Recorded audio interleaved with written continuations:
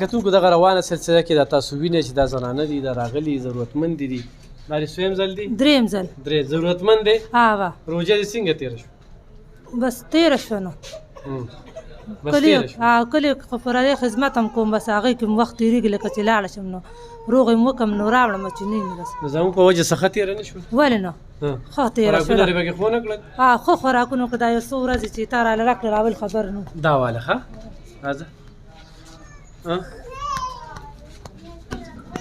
وایه که نه دا مې درېیم ځل دی چې راغلی ضرورتمند دی جی څو بچي دي 15 او خاوند دی خاوند مې داسې ټاټکي کار کوي کور کې کلی یو کلنی کتونکو ډېر داسې خلک دي دې وختیار سړی ضرورتمند دی او بس موږ پکې اکثریت چې کم دی نو کونډو ته پکې موږ توجه ورکو چې واړه واړه بچي وي د ګټې وټې سونې وي بس اوس راغلی یم که نه خو نه راغلی په لومړي ځل راغلی کوم ځای نه دې ځای عمرزو نه راغلم ما ته پته نه مونږ ډېر غریبان یو عمرزو یو که نه راغلی رقیم د اسبابات هغه پېښور نه پېښور نه پېښور اسبابات نه څویم ځل دی دا مې درېیم ځل دی رقي چې وړم څو کالونه راځي دا درېیم کال دی رقي درېیم کال دی سودا راکې لرې نه راځي دلته کې رقي نو بس څوک مجبوري ده نو بس مجبوري له لاسه خامخا انسان که نه مجبوره دی دا ونیسه دا مو نیسه ادې خوشه رقي مو دا وخت ګړی نه راځي ستاسو یم ځل دا زما دویم ځل دی دویم ځل او څو کالونه راځي دا درېیم کال چې راځو او څو بچي دي 6 بچي مې دي 6 بچي دي دا مو واله بس خو ژوند نو ښه مورې تاسو به چې څه راکړه ښې زامن مې زلونه دي دوه لکه دا یو غوړي راله نن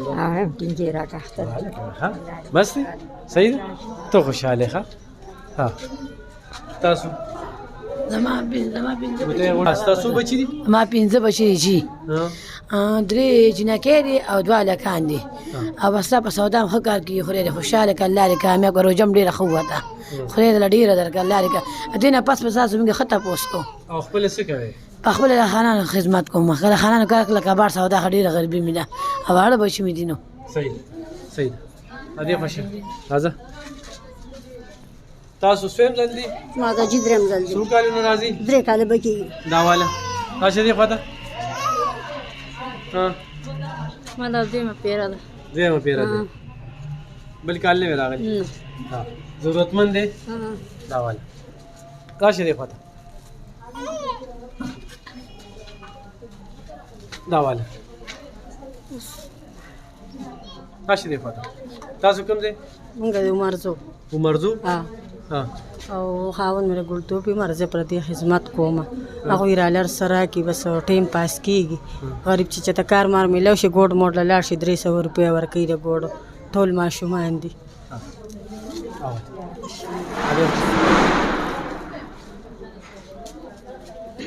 زما دا دویم ځل دی چې راځم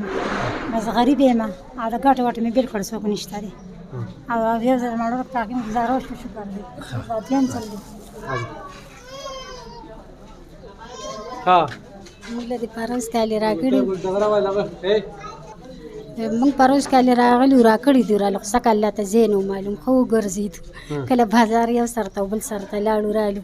نن پیل رالو 15 ضرورتمند دی فارم کې مې نه خو لیکل داسې 15 دي درو نه 15 دوه لکان دي 15 جنکۍ دي 15 جنکۍ دوه لکان شو مړ صحیح ده دا واله ښه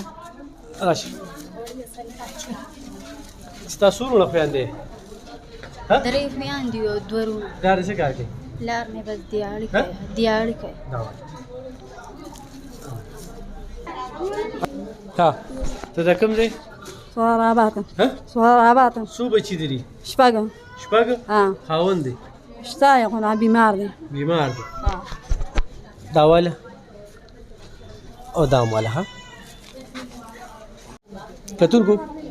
دغه تاسو وینئ دغه سلسله ستاسو د وړاندې په شکلاوت قامي جرګې والا موږ ته 15 کیلو غوړي راکړو هغه غوړي چې کوم دی تقسیم شو راشه دی دغه شانتي دا تاسو وینئ چې ستاسو د وړاندې چې کوم دی